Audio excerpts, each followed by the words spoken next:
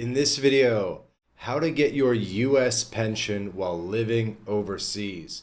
Whether you're a retiree eyeing a tropical beach, a digital nomad, or someone with a career abroad, understanding how to access your US Social Security benefits or private pensions from outside the country is crucial. In this video, we'll cover eligibility, how to apply, payment methods, tax implications, and key considerations like international agreements and potential pitfalls, all updated for 2025.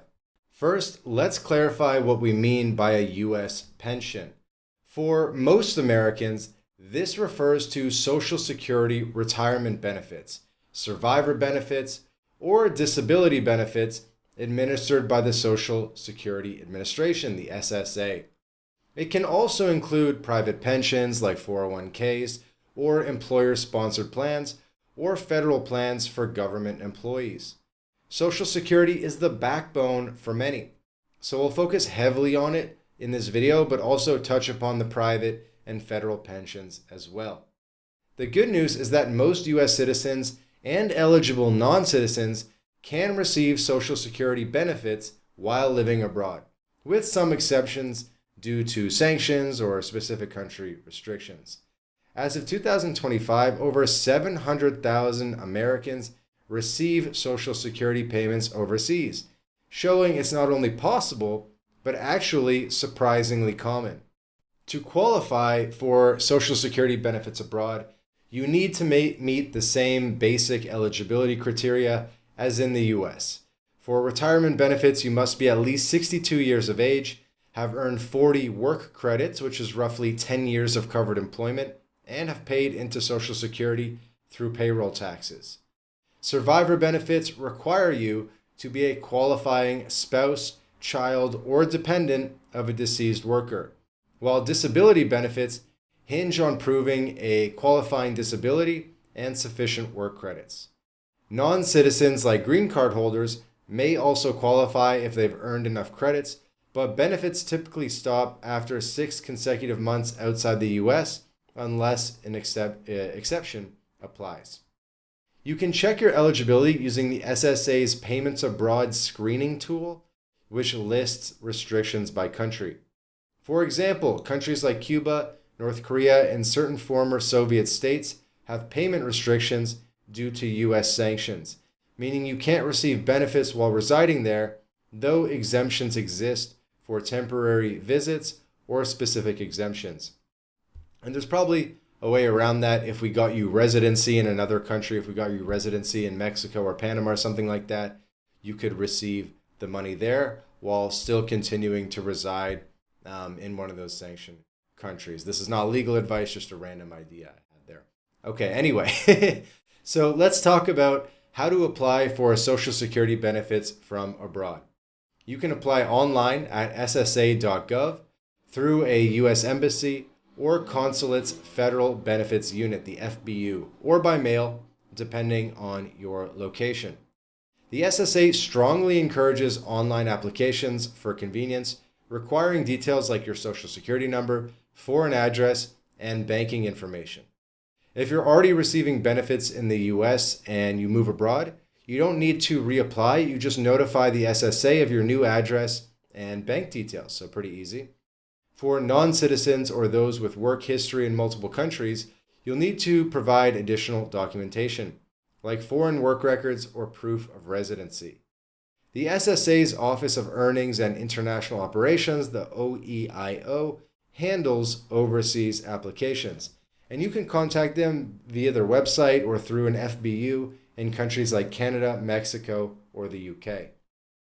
Processing times vary, but typically takes 1 to 3 months. So apply at least 4 months before your desired start date, especially since you must be within 4 months of your Social Security retirement age, currently 66 to 67, depending on your birth year.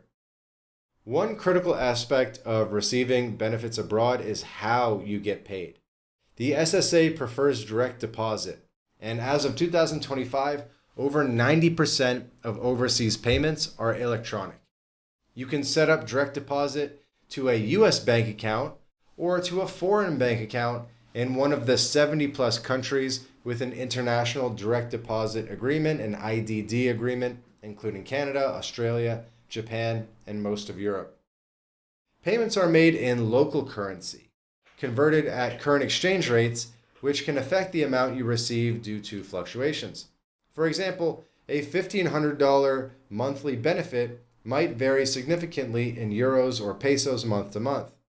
If you're in a country without an IDD agreement, like parts of Africa or Asia, payments may be sent via check, or better yet, deposited to a US account, which can incur fees or delays. And then you can just get like a US card and then do your spending that way. In rare cases, payments are processed by a US company, so US federal holidays may delay deposits by a day. You can choose to receive payments every 4 weeks, or if your benefit is under $100 monthly, something like that, annually in December. Always provide your international bank account number, your IBAN, and bank identification code, the BIC, for foreign accounts to avoid errors. Taxation, let's talk a bit about that, which is obviously a big concern when living abroad. Of course, US citizens are subject to worldwide taxation, so Social Security benefits are generally taxable based on your total income. If your combined income, adjusted gross income, plus non-taxable interest, plus half your Social Security benefits, exceeds $25K for individuals or $32K, $32,000 for joint filers, up to 85% of your benefits may be taxable. You'll need to file a U.S. tax return annually, even abroad, and report your benefits using Form 1040. However, if you're a tax resident of a country with a U.S. tax treaty like Canada or Germany, you may claim exemptions from U.S. withholding tax by submitting Form W-8BEN to the SSA. These treaties, covering over 60 countries, often reduce or eliminate double taxation, so you only pay taxes in your country of residence. For example, Spain's treaty exempts Social Security benefits from U.S. tax if you're a Spanish tax resident. Local tax laws vary. Some countries like Panama don't tax foreign pensions, right? They have a territorial tax system, while others, like France, may tax them at rates of up to 20%, although I've heard that France actually has a treaty as well. Always consult a cross-border tax advisor to navigate these rules, as missteps can lead to penalties or unexpected tax bills. The IRS's tax treaty tables in publication 915 provides detailed guidance. Probably worth mentioning at this time that MyLatinLife, or a full-scale immigration and tax consultancy, we can help you get residency in any country that you would like to retire, and we can help provide the accounting and tax services and filing your U.S. tax returns as an American abroad. We're very familiar with the foreign earned income exclusion, the pension benefits, every aspect of being an American abroad, and we'd be happy to help you as well. If you'd like to speak to us, if you'd like to become our client, there's a link in the description where you can book a call, and you'd be speaking to us as early as this week, and we can solve all your problems around being an American abroad. Okay? Moving along with the video, let's talk about international Social Security agreements, or totalization agreements, as they're sometimes called, which are a game changer for those with work history abroad. Okay? So imagine for a period of your life you worked abroad. And the US has agreements with 30 countries, including Canada, Australia, Japan, and most of Europe, to coordinate pension benefits.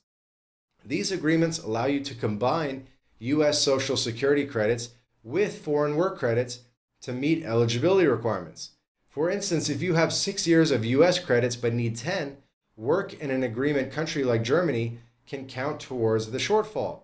Me, as a U.S. Canadian dual citizen, the years that I worked in Canada counts towards my U.S. pension. Your benefit amount is still based only on U.S. credits, but the agreement ensures you qualify. You apply through the pension authority in your country of residence, which coordinates with the SSA. For example, a U.S. citizen in Italy with 8 years of U.S. work and 4 years of Italian contributions can claim a U.S. benefit, with Italy potentially paying a separate pension, which is pretty cool. These benefits also prevent double Social Security taxation for seconded workers. Check the SSA's International Programs page for a list of agreement countries in the specific terms. Now let's mention private pensions like 401ks or IRAs, which are generally payable abroad, but the process depends on your provider. Most will transfer funds to a foreign bank account, though some charge fees or require a U.S. account. You can roll over private pensions into a qualifying recognized overseas pension scheme, a QROPS, in countries like Australia or Malta, but transfers exceeding $1 million, it's like $1,073,000, may incur a 25% U.S. tax, and non-QROPS transfers could face a 55% penalty. It gets a little bit complicated, but basically tax treatment here mirrors Social Security. U.S. taxes apply unless a treaty exempts you, and local taxes depend on your residence country. Federal pensions, like those for civil servants, follow similar rules to Social Security, but may have additional restrictions. So contact your pension administrator early. A significant 2025 update is the Social Security Fairness Act, signed into law on January 5th, 2025, which repealed the windfall elimination provision, the WEP, and the government pension offset, the GPO. Previously, these rules reduced Social Security benefits for Americans with foreign pensions or non-covered U.S. pensions, affecting many expats. Now, your U.S. benefits won't be reduced due to foreign pensions, and repayments for withheld amounts since January 2024 are being processed. This change boosts benefits for thousands of overseas Americans, which is huge, with the SSA expected to release a repayment timeline soon. Maintaining benefits abroad requires ongoing compliance. The SSA sends questionnaires every 1 to 2 years to verify your eligibility, covering your residency, marital status, and income. Failing to respond can suspend your benefits, so keep your contact details updated via the SSA's website or your local FBU. If you move to a restricted country, benefits stop after 6 months unless you return to the U.S. for a full calendar month, with proof like a passport stamp. Medicare is another catch. You can't use it abroad, and coverage lapses after 5 years unless you return to the U.S. and re-enroll. Plan for private health insurance in your host country, as costs can be high without health insurance depending on where you are. Some potential pitfalls, as we promised to mention, include currency fluctuations, which can erode your income if the US dollar weakens, and banking fees, especially in non-IDD countries. Tax compliance is critical. Failing to file US returns or misunderstanding local tax laws can lead to audits or penalties. Some countries, like Eritrea, impose taxes on citizens abroad, complicating finances. Political or economic instability in your host country could also disrupt payments or banking access. So research your destination thoroughly. For example, Argentina's high inflation or the Dominican Republic's limited banking infrastructure could pose challenges. So, who benefits most from receiving a U.S. pension abroad? Obviously, retirees in low-cost countries like Panama or Mexico or Thailand, where $1,500 a month goes far, are going to benefit hugely. Expats with dual careers also benefit hugely, leveraging totalization agreements, and those in treaty countries avoiding double taxation. Always start planning early. Check your Social Security credits via the SSA's online portal, confirm banking options, and consult a tax professional familiar with your host country. Resources like the SSA's Your Payments While You Are Outside the United States Guide and IRS Publication 54 are invaluable.